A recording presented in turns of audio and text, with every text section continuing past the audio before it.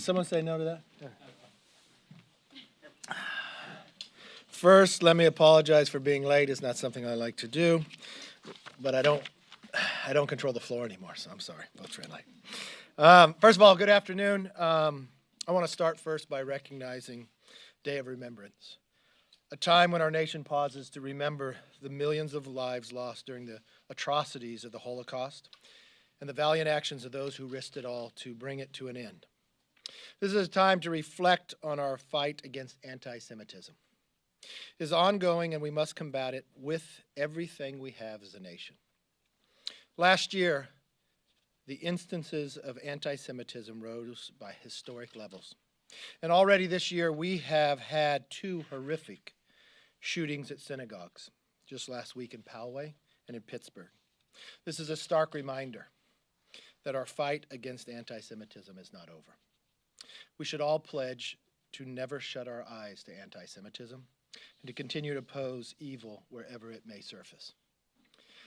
That is why we should stand united to oppose BDS, the boycott, divest, and sanctions, a movement that believes the state of Israel should not exist. We are introducing an identical resolution to the Senate S1, which included anti-BDS language. It received bipartisan support in the Senate, more than 77 votes.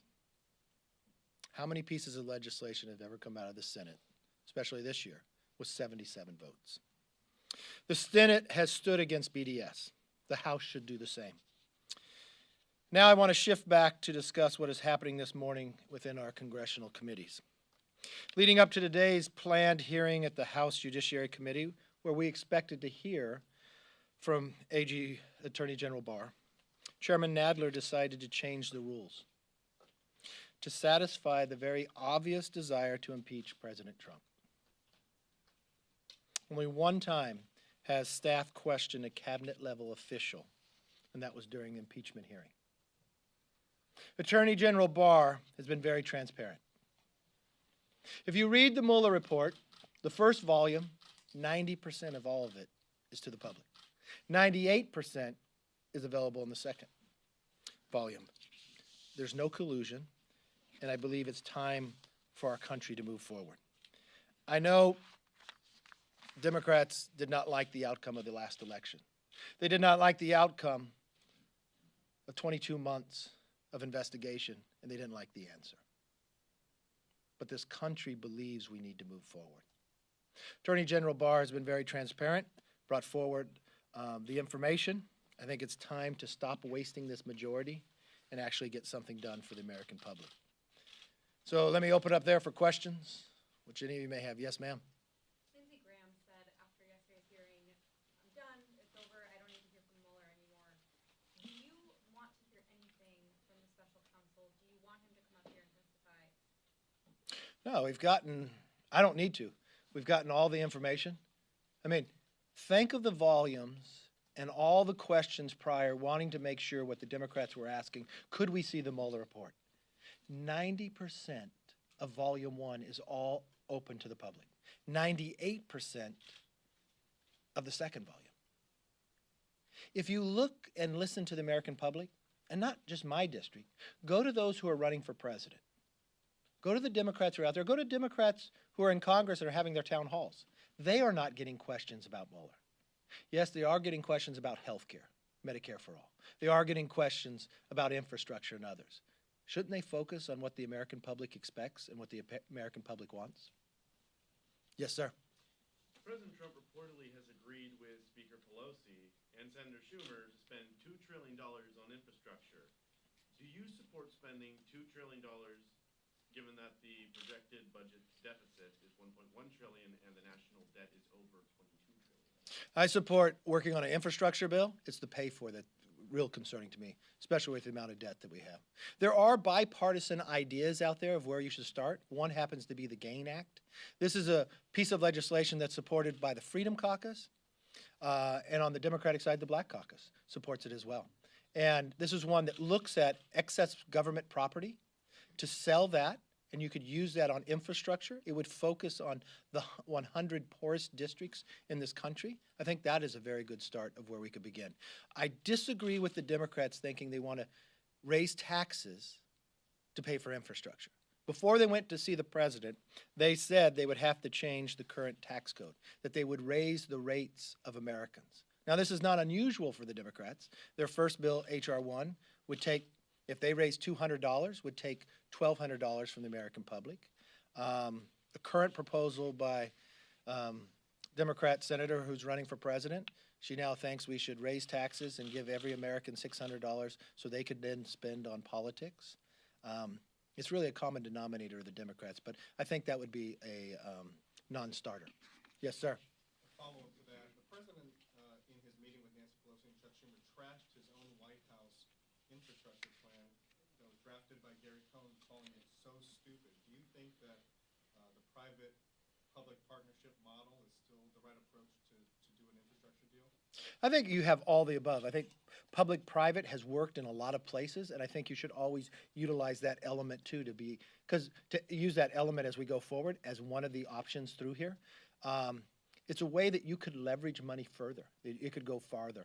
And I think it works in some areas. In some places, there's other areas that work as well too. So it's kind of all the above. Yes, sir. So Speaker Pelosi was standing at the podium about an hour and a half, 2 hours ago, and she said that the Attorney General has lied, he's committed a crime, and she said that the President defying congressional subpoenas for his officials to come and testify, blocking those, that amounts to obstruction of justice.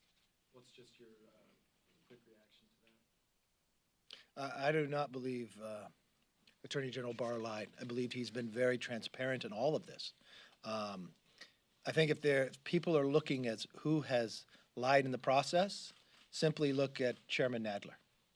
Chairman Nadler asked the Attorney General to come, and he said yes. After the Attorney General said he would come to the committee to speak to every member, they moved to change the rules. Even CNN cannot find any history of that happening before. The only time an individual, a staffer, questioned somebody was during Watergate. Nadler has been wanting to impeach the day after the election. He can't have the facts to prove of why he should, but he will not stop. This is what the American public is frustrated by, the politics of attacking individuals. When you look at the Democratic Party, they now want to weaponize the IRS. They want to continue to go after the president and try to go after his family. This has got to stop. The American public wants us to move forward and solve the problems. Yes? Does USMCA have the votes to pass, and do you think Speaker Pelosi should bring it to the floor while tariffs on steel and aluminum are still in place?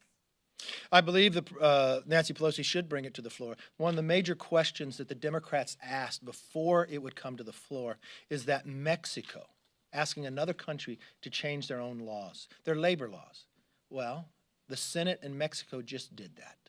So I think it's appropriate that they keep their word when they said that's why they would bring it forward. This is a win-win for all.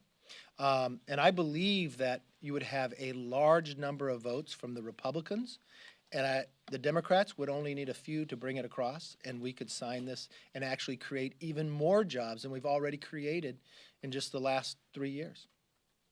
Yes, sir. Have these negotiations on the budget caps gotten started, and is there any progress? We've had two negotiations, or meetings, I would say. No solution yet.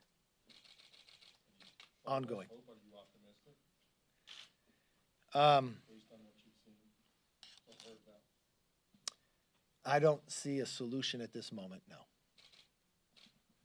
Yes. Can I ask just a follow-up to Scott's question? When you said that it should be all of the above as far as a pay for infrastructure. No, he asked Just about, public-private. he asked about public-private. That's not a pay for. That's a model in which you can utilize transportation funding. Do you oppose increasing at all the gasoline tax? You know, I'm from California. The average price of a gallon of gasoline in America, and I can get this wrong because I'm from California, is roughly probably $2.80, $2.90. In California, we pay about $4.10. Now, the current governor, Gavin Newsom, he was shocked by this. He was so shocked last week that he wanted to have an investigation of why the price of gasoline in California was so high. This was after they had raised the gasoline tax in California. California, just in the last, and I might not get this exactly correct, in the last 5 years, I believe the revenues in California, just the excess of what they've been able to grow, is the entire budget of Wisconsin or in Arizona. You know how much money they increased, why they had all that increased in revenue to infrastructure? Not $1. Not $1, and that is really a responsibility of government. So what they did, they spent this money on something else, and then they went to the California and said, you have to pay more. You have to pay quite a bit more than all the other states will pay. Now, who does that hurt? It hurts those who commute. It hurts those of lower income. And then what do we do with this money? If the money went all directly to the roads, I'd support putting it into the roads. But now we have a system that's much different, right? You have electric cars on the road, they do not pay. The money doesn't go just to roads. We go to bike trails, we go to buses, we go to others. But it was supposed to be a user fee used to build roads. The other real concern I have when it comes to transportation, why do we have to wait more than 10 years after we pass a bill to fix our roads? You have a lot of laws that give us a slowing of the building, which makes the cost even higher. We should really start looking at, when we start talking about infrastructure, the streamlining and our ability to build these roads faster because they'll cost less.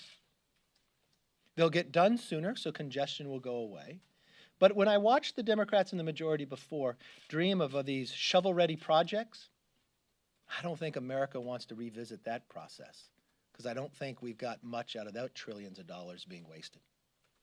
Yes, ma'am. Should the agreement be brought to the floor, though, while the tariffs are still in place? Oh, we're going back to the other question. USMCA, Yes. Any other question? All right. Have a great weekend. See you next week.